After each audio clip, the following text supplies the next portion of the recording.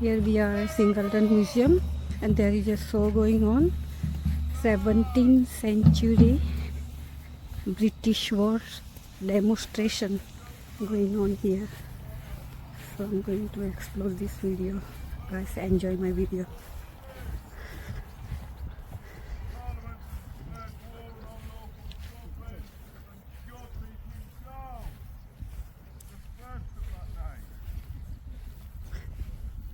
I think I'm going to sit down.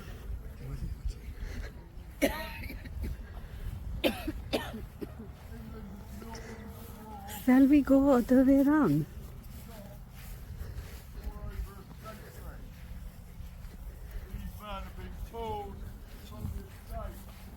We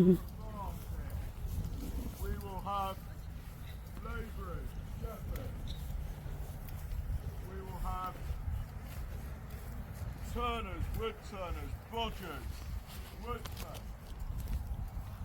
blacksmiths amongst our ranks. They are not professional soldiers. They are like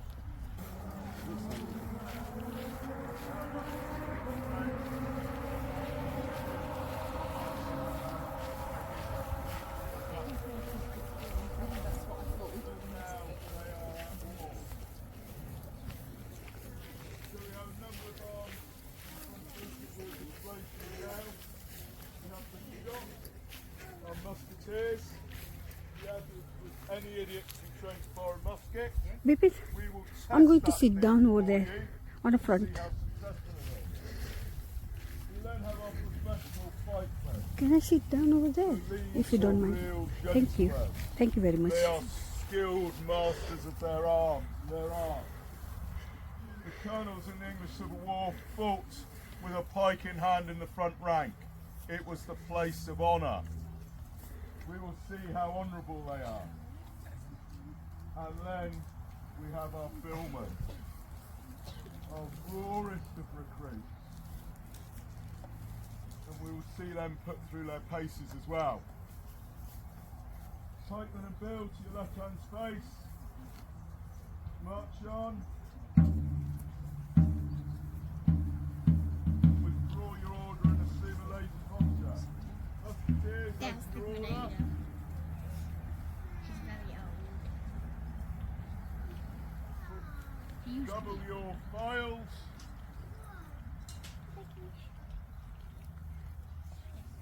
And march on, Mr. Lanigan.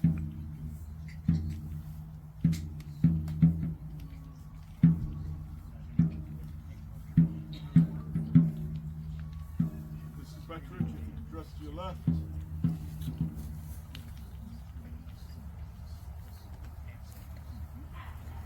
They are demonstrating 17th So before century you've got the musketeers. British war. So the musket is made up, we have a number of phrases from our time that you'll still use in your time. So the musket is made up of the lock, the stock and the barrel, so the whole entity. Generally we have matchlock muskets, the simplest of the form, called a matchlock because you'll see in the musketeer's left hand they have a piece of burning match cord. So it burns consistently because it's soaked in saltpetre.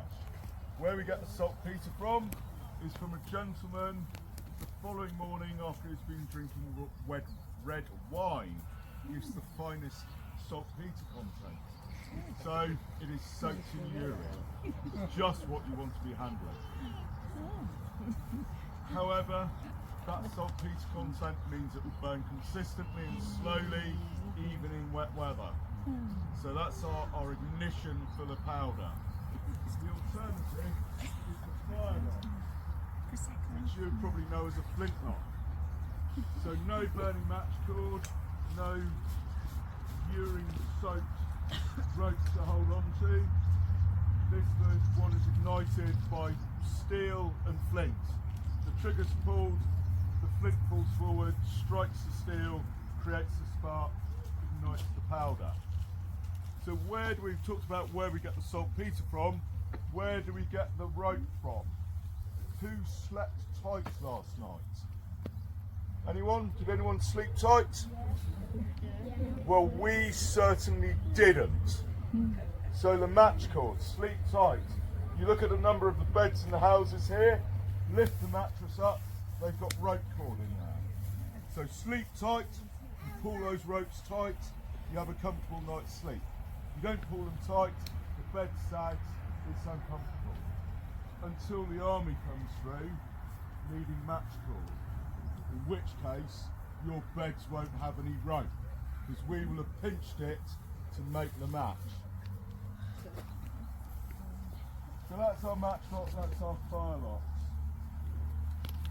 So the adage, as I say, is any idiot can fire a musket. So the musketeers will talk parrot fashion. There's some 24 orders to go through. If you follow each one in turn, at the end of the process, you'll fire the musket and it will work, and if discharged, you may well kill someone.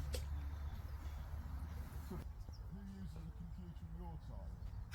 Button, it doesn't work. You click the button again, don't you? So in the Civil War we've had this, we've seen this actually happen from the archaeology. You load the musket, you pull the trigger and it works. Oh, it didn't work, so what do? Well, you go through and load it again and pull the trigger and hope that it works. Oh, it didn't work, so we do the same again. You go all through these processes, gun will fire. We found a barrel with 6 bullets in it, where obviously somebody's gone through that process, it hasn't fired. We've ended up with all these misfires. We do not know what happened to the individual, whether the gun did fire in the end or not. One would hope for his Excuse me, sake, sir. it didn't. Can you speak up? So we'll run through that process to fire the muskets. So open your pans, clean your pans. So black powder is a dirty substance. Every time you fire it will leave a residue. If you don't clear that residue, the pan will foul. The pan links to a touch hole, which links to the main chamber of the gun. And if that fouls up, you'll get a misfire or a hang fire. So it's very important to clean the pan. Handle your primer. Prime your piece. Close your pans. So the musketeers have now poured a fine amount of priming powder into the pan, and they'll now close that pan up. The gun is now primed. As I say, when that is ignited either by the match cord or by the spark from the steel and the flint, it creates the flash in the pan, and the flash goes through the touch hole to ignite the main charge to propel the bullet. Now, anyone that thinks health and safety is a modern invention, I can assure you that it isn't. Blow off loose powder and cast off loose powder. So we're making sure there's no residue of powder around the pan, which is particularly important for the matchlock musketeers that have got gunpowder in one hand and a piece of burning string in the other. Cast about your piece. Handle your charge. Put down your charge. So the musketeers will now put a pre-measured charge of black powder, normally somewhere between about 2 to 4 drams, poured loosely down the barrel of the gun from the muzzle. Various means of holding the powder. We've got bandoliers with pre-measured charges. We've got powder flasks, again with a nozzle and a valve, or we've got cartridges. Where do we get the paper for the cartridges? Well, the local Lord's library is quite a good source, and failing that, the church has a rather large book, which is quite convenient as well. So we put down the powder. If we were to fire the gun with just a bullet loosely in there, it would give a bit of a fuzz and a sput, and it would probably propel the bullet about 20 yards. So not much use to anyone. Handle your bullet and wad. Put down your bullet and wad. So the wadding is absolutely crucial to get that compaction of the powder and to propel the bullet. Withdraw your scaring sticks, reverse your scaring sticks, ram home your charge with 3 goodly thrusts. So we're compacting the powder, absolutely key. A bit more about the bullet. It's roughly spherical, round about 1 ounce, ounce and a quarter of lead. Where do we get the lead from? Ladies and gentlemen, the church gives very generously. We'll strip the lead from the roofs, we'll melt it down, we'll cast it into bullets, and that will keep our musketeers going. Withdraw your scouring sticks, reverse your scouring sticks, shorten your scouring sticks, replace your scouring sticks. Handle your piece. So a bit more about the musket ball. Round about, as I say, ounce and a quarter, roughly spherical, not aerodynamic at all. So as it fires and goes down the barrel, these are smooth bore muskets, it ricochets down the barrel. So the longer the barrel, the more accurate the musket. Because that bullet will find its own line and level out its trajectory down the barrel. Hence we've got the longer muskets. Proper musket in the Single Civil War, 48-inch barrel. Very long, very heavy. The lead bullet, when it hits you, if you're lucky, it'll hit you with an entry wound about so big, and it will come out the other side with an exit wound probably about so big as well, because it's not aerodynamic. If you're unlucky, it will then lodge itself inside you, and when it enters the wound, it will take the wool of the linen that you've been wearing in with it. So the chances of infection are very, very high. So the muskets are now loaded. Our firelock is effectively ready to go. Our matchlock musketeers have a number of additional commands. Cock your match. So they'll now mount the match cord in the lock of the musket. Try your match. They are now testing that the match cord is the right length, that when they pull the trigger, it will fall into the pan to ignite that powder. So it's quite a skill there. And the final command for them is guarding your pans, blow upon your coals. So again, they're blowing on the coals of the match to make sure it's red hot to ignite the powder. They're guarding their pan to make sure that no stray sparks from that process ignite the musket. As you can see from how they're doing that at the moment, we talked about health and safety. There's good reason to have blown off loose powder, cast off loose powder, and guarding your pans while you do the process, because I don't want that musket to discharge now. Gentlemen, reform your order on Mr. Lanigan. Mr. Lanigan writes about face.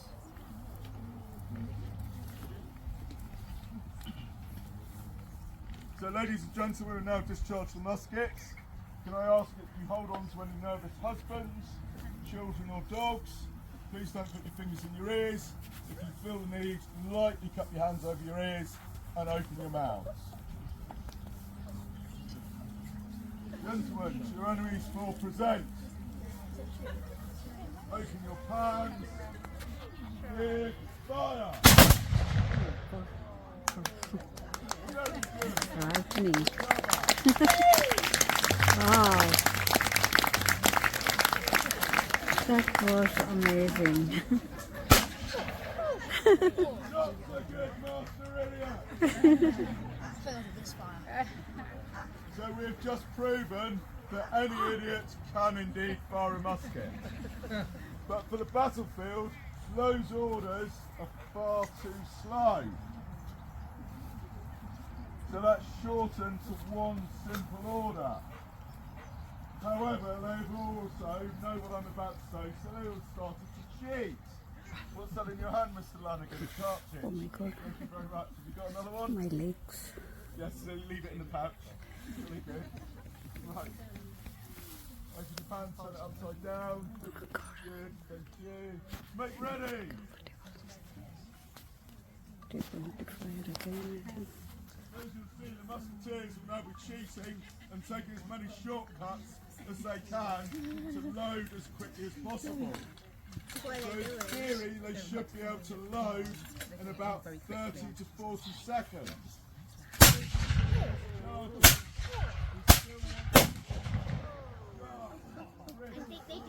Charges as Mr. Lanigan.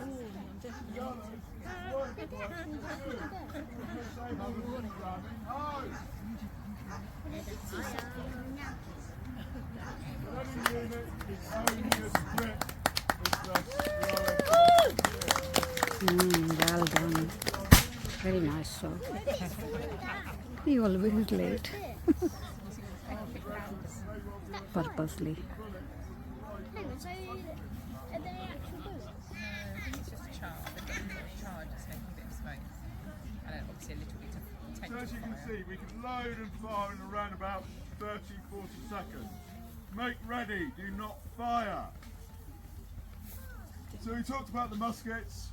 The range of them is round about, you can kill a man round about 90-100 yards. It's only accurate to hit that man-sized target at around about 40 to 60 yards. So we've got an issue. Range is far greater than the accuracy. So we developed tactics to overcome that. And effectively you end up with volley fire. So it starts in our period, runs right through the Napoleonics and beyond. You fire by volley. So I'm going to ask you to use your imagination, ladies and gentlemen, and imagine this rank of men to have another 50 of them going in that direction. They are aiming at a similar size, dare I say it, repair shop barn sized target of a body of men in front of them. So that individual accuracy is negated. We can fire at a large target, creating a giant shotgun. So that would be our volley fire. They would have 6 ranks behind them.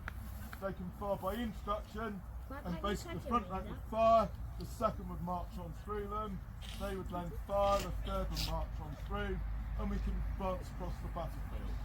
By the time all 6 ranks are fired, the first rank will be ready to fire again, and we can keep advancing. We can also fire by extraduction, which is the same in reverse, and retreat backwards. So that would be 150 shots. Mr. Lanigan, Master Edwards, move forward. Mr. Betteridge, retire backwards. So there's another tactic that was also employed to improve on that 50 shots at once. It was developed in the 30 Years' War on the continent by the Swedish king, and it was known as the Swedish salvo. Reform your order. Front rank kneel, second rank close up and stick, third rank close and harrow. So now we will have 150 muskets. To enemies for present, open your pans, give fire. Recover, front rank stand. They just shot the repair. So ladies and gentlemen, that was our Swedish salvo, and those were our musketeers. Very nice trick. They used in Reform your body. British War, 17th century. Then it's going to be the grenade. So, those were our amateurs, the musketeers. Any idiot can fire a musket. These are our professional soldiers, ladies and gentlemen. As you can see, they are theatre. Smell like a bonfire. So the pike, 16 foot of ash with a sharp point on the end. Show me the length of a 16-foot pike, Mr. Shaw. Where is the remaining 3 foot, Mr. Shaw?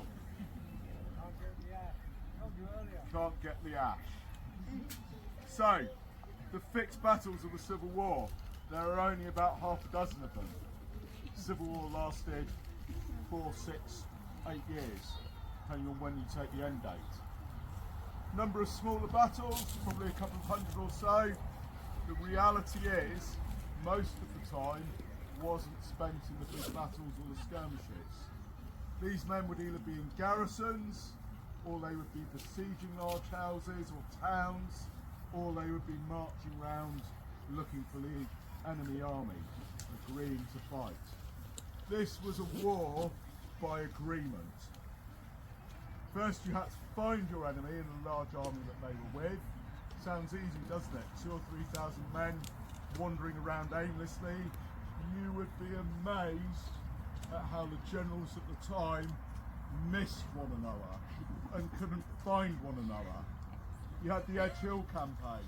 The Earl of Essex mistakenly managed to get himself behind the king, with the king between him and London, and he was aiming to march to London. So it was a war by agreement. The pikeman then, this is a very, very large, weighty thing to be carrying around day to day. So if you cut a couple of feet off, it becomes a bit lighter. It's a bit easier to carry. You've had a wet day march and you march 12 miles. You are sodden. You want a fire to get warm and dry. You've burnt down the orchard from the property that you're besieging, and you no longer have any firewood. Well, let's cut a couple of foot off the end of the pike and use that as firewood to keep warm. Sounds a good idea until you get to the battlefield. When the pikes fight at the push of pike and the pikes interlock and interlace with one another, if your pike is shorter than your enemy's pike, you've got a bit of a problem.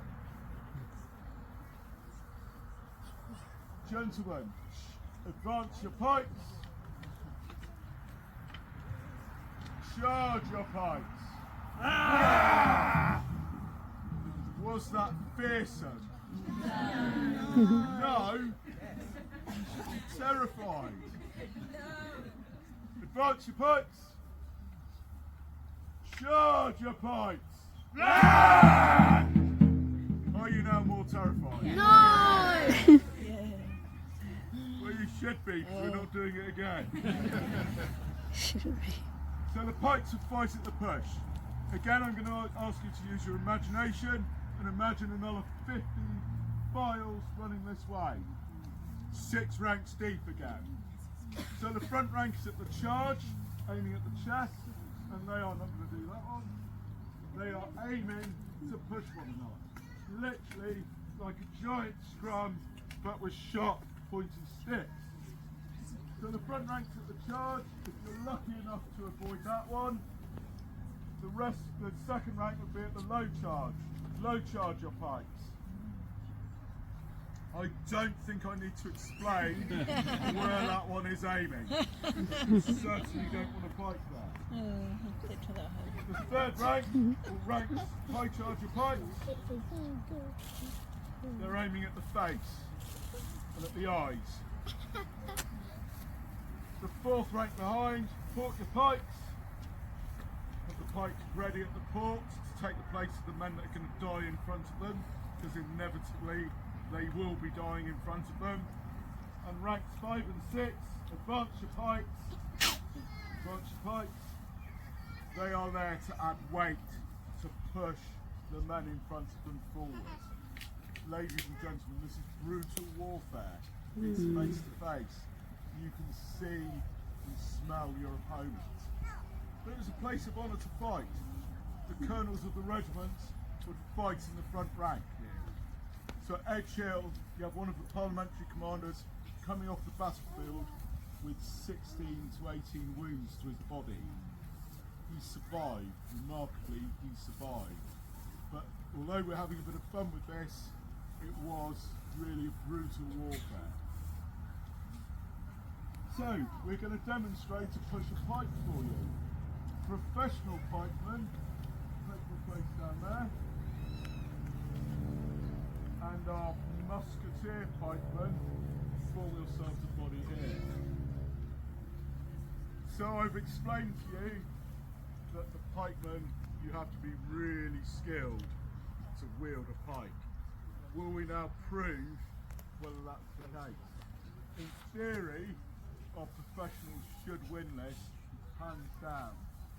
Now, ladies and gentlemen, I'm going to ask you to cheer and give a cheer for who you think A is your favourites and who is going to win this push of pike. So is it going to be our professionals? Yeah! Or is it going to be our amateurs? Yeah! I think that's fairly even at the moment, it's not worrying me. They're bold. Amateurs. Professionals, charge your pikes. Yeah! Amateurs, charge your pikes. Ladies and gentlemen, based on the roar alone, Do you think our professionals will win? Yeah. Or do you think our amateurs will win? Yeah! The amateurs have won the first competition. Your honour is at stake. March on. Stand. Fence. So at this point, the pikes are interlaced, the points are interlaced. They're now fencing with one another to try and push the pike point away. If you're successful in pushing the point away from yourself, you'll probably end up screwing your neighbour. Gentlemen, recover. Charge your pikes. March on. Port your pikes. Engage.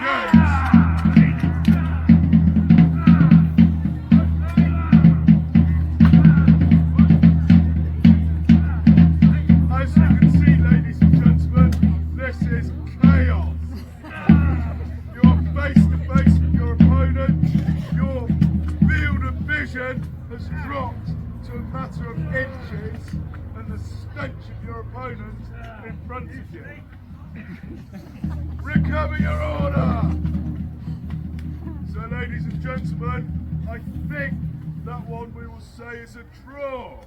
But just bear in mind that our professionals have 4 men and our amateurs have 3. Reform your order. Charge your pikes. So my partisan is on the centre line. March on. Port your pikes.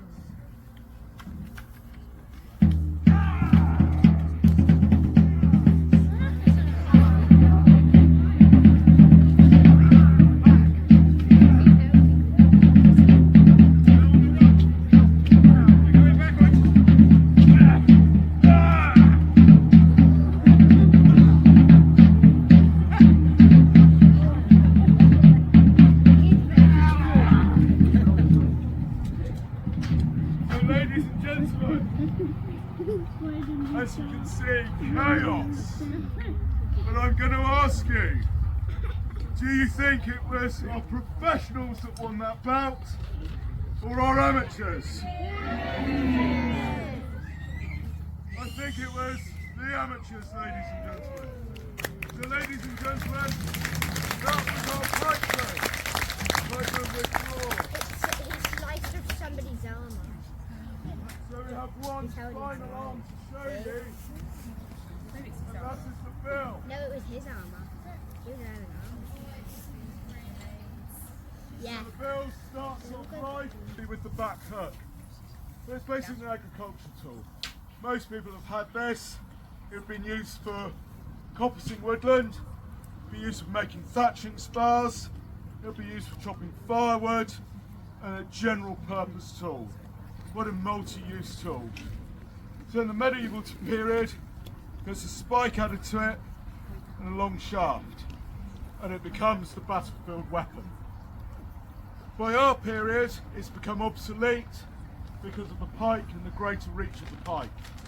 However, it does still have its uses, particularly in garrison situations, to defend castle walls where the pike is too long and you don't have the manoeuvrability. Billmen, advance your pikes and bills, or advance your bills. March on.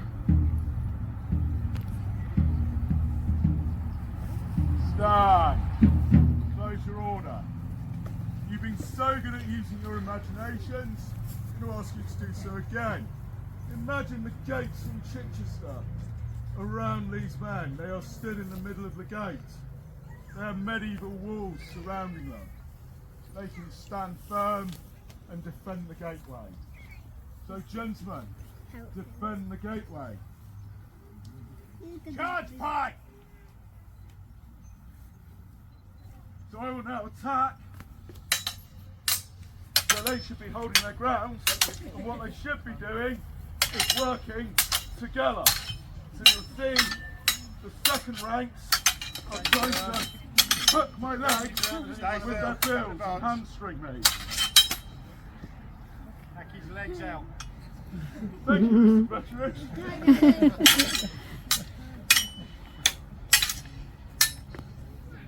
So as you can see, it's really difficult to get through them.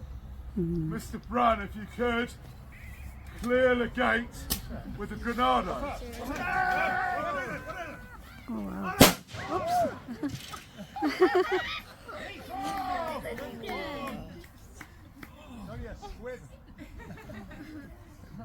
Mr.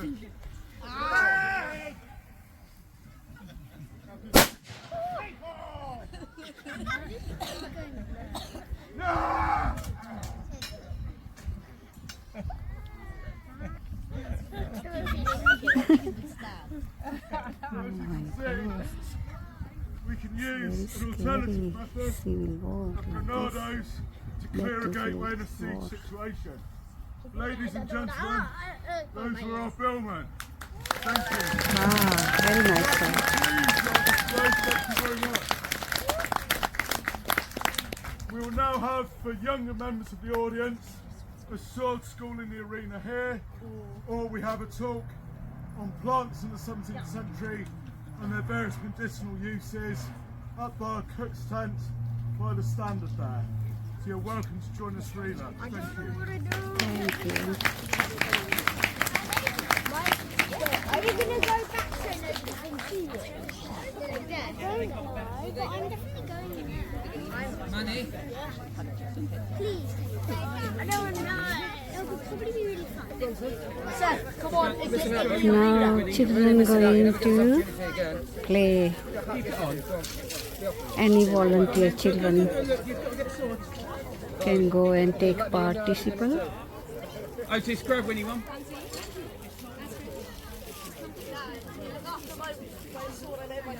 What's in the balloon sword's not going to work. Oh, she's got one, don't worry. Got to the balloon sword. Not as effective yet. Not as effective. Well, you can make them, die of laughter.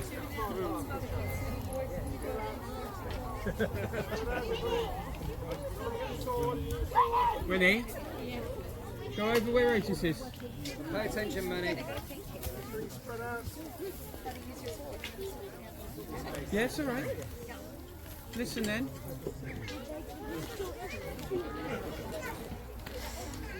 Spread out, Winnie and Otis. Watch the little kids behind you, Otis. Okay, no sword fighting yet. Once you around, please. Astrid, you want me to go from Oh, yes, but I don't have to do it.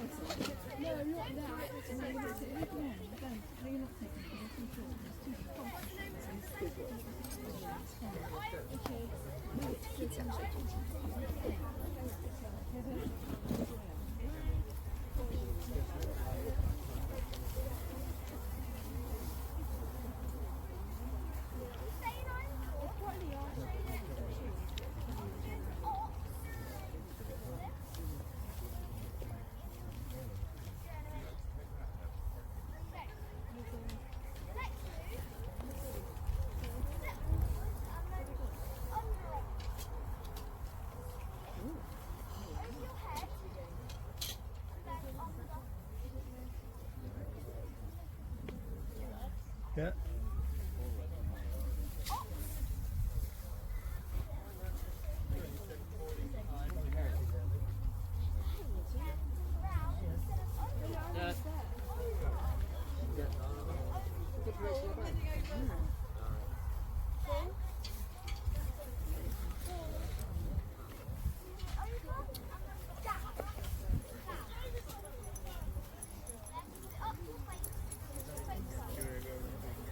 Thanks, darling. Oh, you go around that way.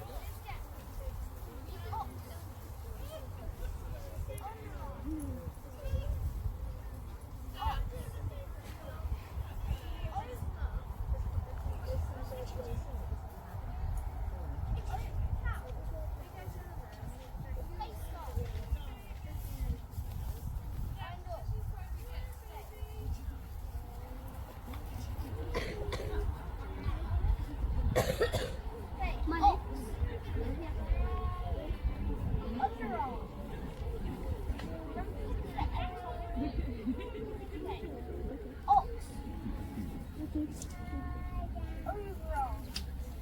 This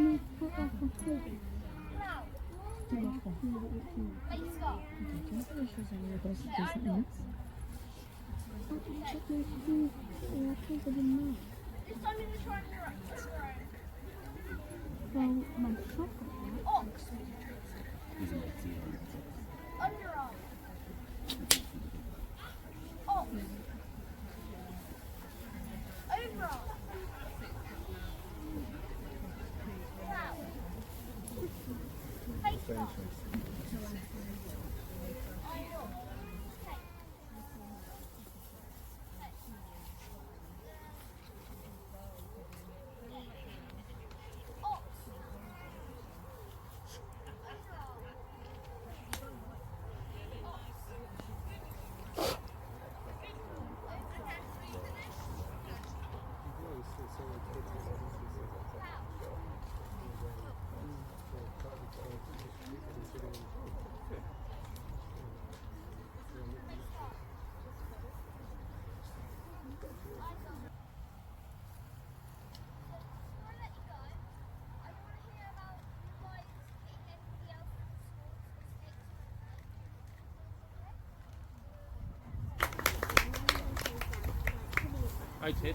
Finish.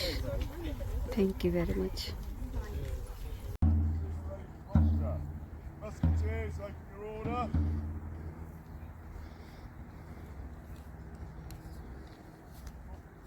Double your files.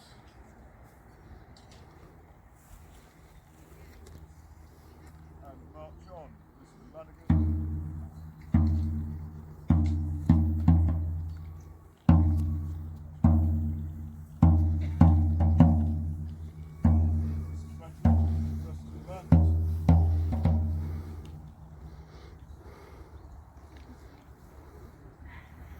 Handle your piece. So before you've got the musketeers.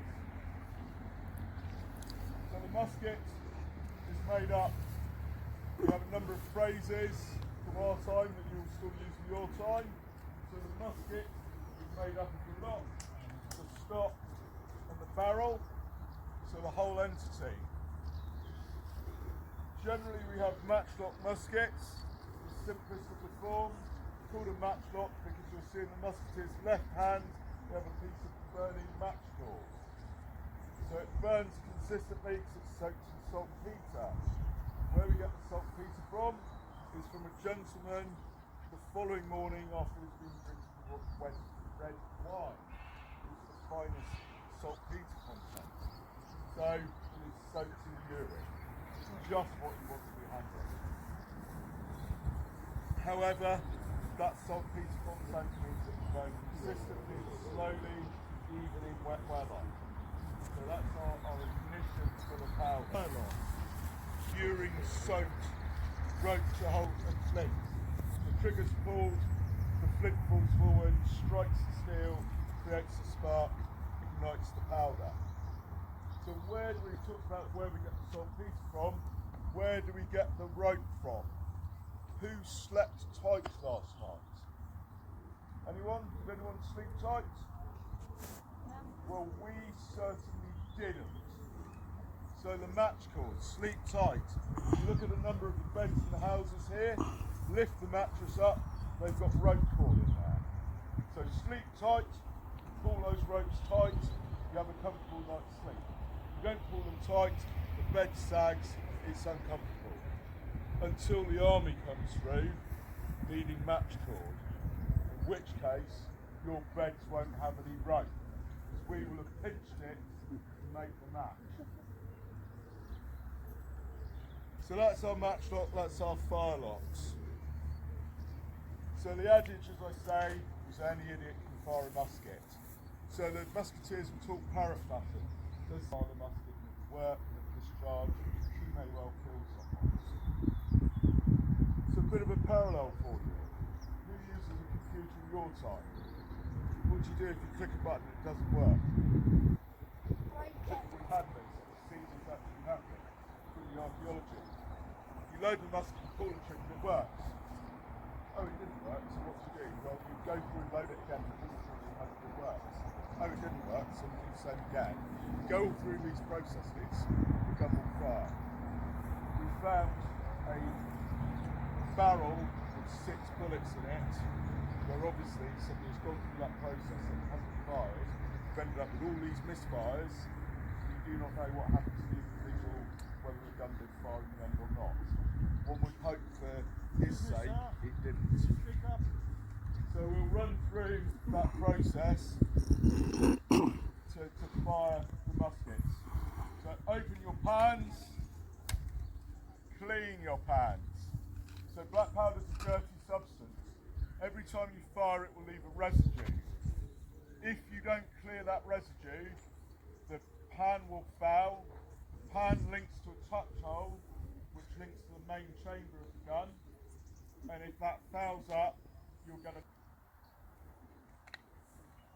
prime your piece, close your pans. So the musketeers have now poured a fine amount of priming powder into the pan, and they'll now close that pan up. The gun is now primed. As I say, when that is ignited either by the match cord or by the spark from the steel and the flint, it creates the flash of the pan, and the flash goes through the hole to ignite the main charge to propel the bullet. Now, anyone that thinks health and safety is a modern invention, I can assure you that it isn't. Blow off loose powder and cast off loose powder. So we're making sure there's no residue of powder around the pan, which is particularly important for the matchlock musketeers that have got gunpowder in one hand and a piece of burning string in the other. Cast about your piece. Handle your charge, put down your charge. So the musketeers will now put a pre-measured charge of black powder, normally somewhere between about 2 to 4 grams, poured loosely down the barrel of the gun in the muzzle. Various means of holding the powder. We've got bandoliers with pre-measured charges, we've got powder flasks, again with a nozzle or valve, or we've got cartridges. Where do we get the paper for the cartridges? Well, the local Lord's library is quite a good source, and failing that, the church has a rather large book that's quite convenient as well. So we put down the powder. If we were to fire the gun with just the bullet loosely in there, it would give a bit of a fuzz and sput, and it's probably propel the bullet to about 20 yards. Not much to sweat on. Handle your bullet and wad, put down your bullet and wad. So the wadding is absolutely crucial. Let's get that compact powder and propel the bullet. So draw your scouring sticks, reverse your scouring sticks, round home your charge and 3 fingers thrust. So we're compacting the powder, that's a bit more about the bullet. It's roughly spherical, around about an ounce lead. Where do we get the lead from? Ladies and gentlemen, the church gives very generously. We'll strip the lead from the roofs, we'll melt it down, we'll cast it into bullets, and that will keep our musketeers going. Draw your scouring sticks, reverse your scouring sticks, shorten your scouring sticks, replace your scouring sticks. Handle your piece. So a bit more about the musket ball. Round about, as I said, ounce and quarter, roughly spherical, not aerodynamic at all. So as it fires and goes down the barrel, ricochets down the barrel. So the longer the barrel, the more active the musket. That point on the line, level out down the barrel. Hence we've got the longer musket.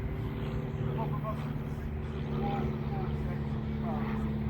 Very long, very heavy. The lead bullet, when it hits you, it'll hit you with lead so big, and it'll throw out the other side of it. About so big as well. This is not aerodynamic. But the chances of infection are very, very high.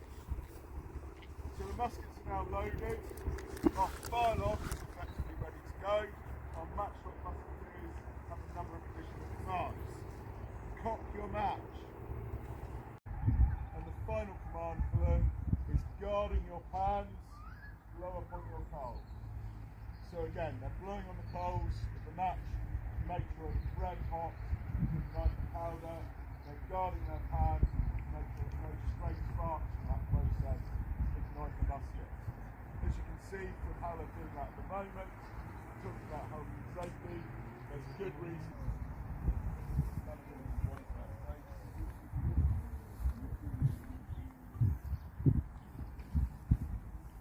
Ladies and gentlemen, we now discharge the muskets. Can I ask if you hold on to any nervous husbands, children or dogs? Please don't put your fingers in your ears. If you feel the need, lightly put your hands over your ears and open your mouths. Slowly, small present. Open your hands. Give fire. Very good. Recover.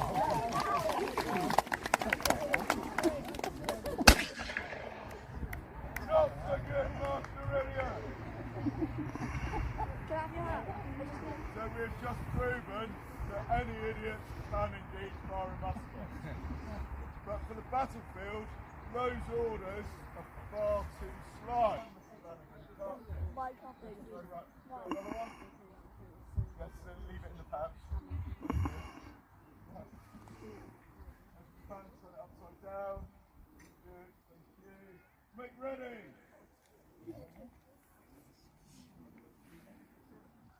As you can see, the musketeers are now retreating and taking as many shortcuts as they can to load as quickly as possible.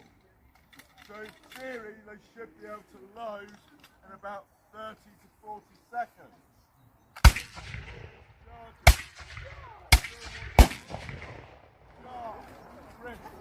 Discharges as Mr. Lanigan. The others weren't quite so good because they haven't been ramming home.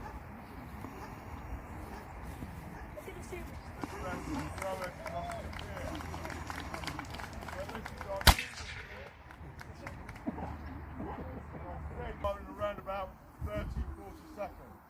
Make ready, do not fire. So we talked about the muskets. The range of them is right. So we've got an issue. Range is far greater than the accuracy. So we developed tactics to overcome that. And effectively you end up with volley fire. So it starts in our period, runs right through the Napoleonics and beyond, and fire by volley. So I'm going to ask you to use your imagination, ladies and gentlemen, and imagine this rank of men to have another 50 of them going in that direction.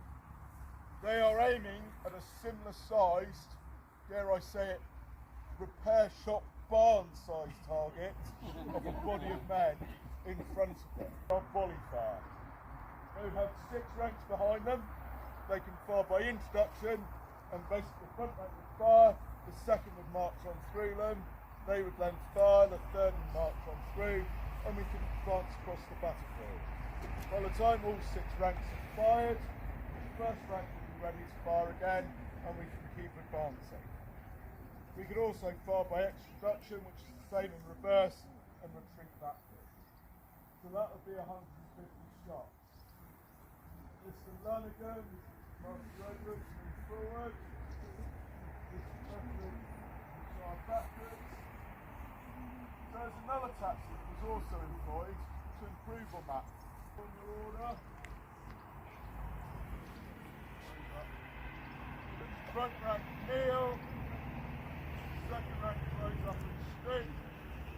Third rank throws and arrow. So now we will have 150 muskets. Your enemies will present. Open your pans. Give fire. To cover.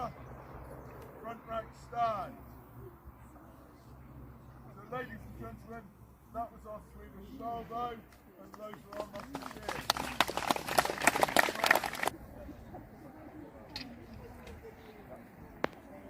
So, those were our amateurs, the musketeers. Any idiot can fire a musket. These are our professional soldiers, ladies and gentlemen. As you can see, they are fearsome. So the pike, 16 foot of ash, with a sharp point on the end. Show me the length of the 16 foot pipe. Where is the remaining 3 foot? Can't get the ash. So, the fixed battles of the Civil War, there are only about half a dozen of them. The Civil War lasted 4, 6, 8 years, depending on when you take the end date. Number of smaller battles, probably a couple of hundred or so. The reality is, most of the time wasn't spent in the big battles or the skirmishes. These men would either be in garrisons, or they would be besieging large houses or towns, or they would be marching around looking for the enemy army, agreeing to fight. This find your enemy and the large army that they were with. Sounds easy, doesn't it? 2 or 3,000 men wandering around aimlessly. You would be amazed at how the generals at the time missed one another and couldn't find one another. You had the Edge Hill campaign. The Earl of Essex mistakenly managed to get himself behind the king with the king between him and London. He was able to march to London. So it was a war by agreement. The pikemen then, this is a very, very large weighty thing to be carrying around day to day. So if you cut a couple of feet off, it becomes a bit lighter.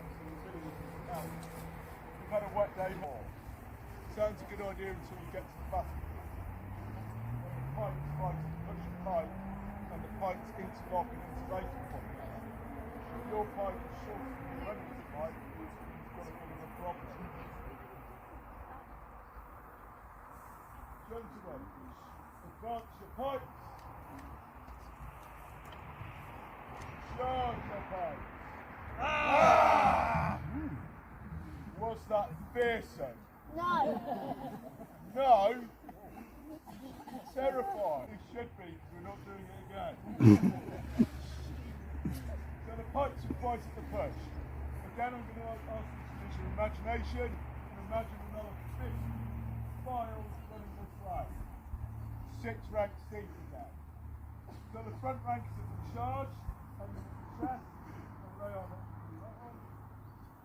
aiming to push one another. Literally, like a giant strong, but with sharp pointy sticks. So the front rank's at the charge. If you're lucky enough to avoid that one, the second rank will be at the low charge. Low charge your pikes. I don't think I need to explain where that one is aiming. You certainly don't want to fight that. The third rank will rank high charge your pikes. They're aiming at the face, the eyes. The fourth rank behind, port the pikes. The pikes ready at the port to take the place of the men that are going to die in front of them, because inevitably they will be dying in front of them. And rank 5 and 6, advance pikes. They are their parliamentary commanders coming off the battlefield with 16 to 18 wounds to his body. He survived, remarkably, he survived. But although we're having a bit of fun with this, it was really a brutal warfare. So, we're going to demonstrate the pushing pike course. Professional pikemen, down there, and our musketeer pikemen, really skilled to wield a pike. Will we now prove whether that's the case? In theory, our professionals should win this, hands down. Now, ladies and gentlemen, I'm going to ask you to cheer and give a cheer for who you think A is your favourites and who is going to win this butcher pike. So is it going to be our professionals? No! Or is it going to be our amateurs? No! Amateurs! I think that's fairly even at the moment, it's slightly worrying. Professionals, charge your pikes! Yeah! Amateurs, charge your pikes! Ah! Ladies and gentlemen, gentlemen, based on the roar alone, do you think our professionals will win? Or do you think our amateurs will win? I think the amateurs have won the first competition, gentlemen. Your honour is at stake. March on. Stand. Fence. So at this point, the pikes are interlaced, the points are interlaced. They're now fencing with one another to try and push the pike point away. If you're successful in pushing the point away from yourself, you'll probably end up screwing your neighbour. Gentlemen, recover. Charge your pikes. March on. Port your pikes.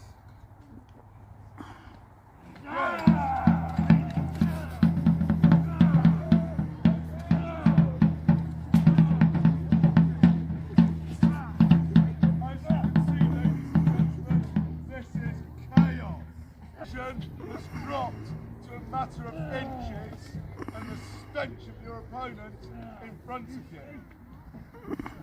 Recover your order! So ladies and gentlemen, I think that one we will say is... Just bear in mind that our professionals have 4 men and our amateurs have 3.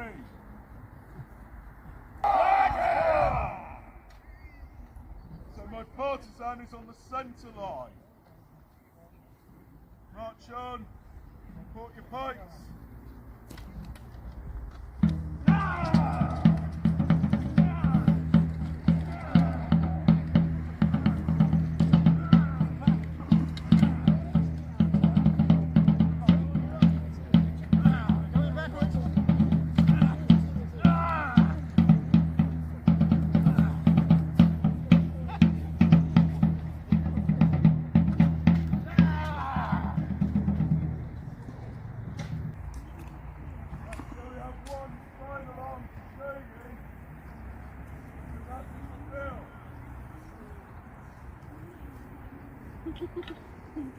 So the bill starts off life as an agricultural tool.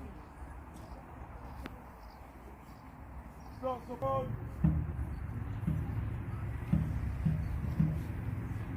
Down. Raise your order.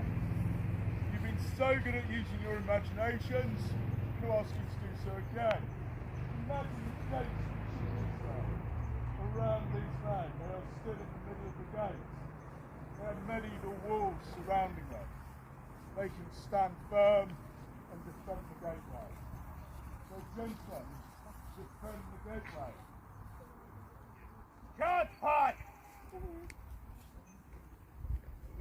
So I will now attack. So they should be holding their ground, and what they should be doing is working together. So you'll see the second rates are going to put my legs down and stay still, his legs out. Thank you, Mr. Justice.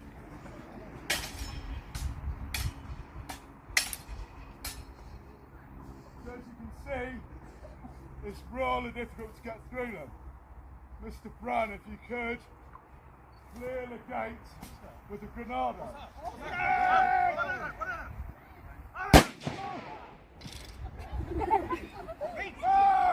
Come on! It's only a squib.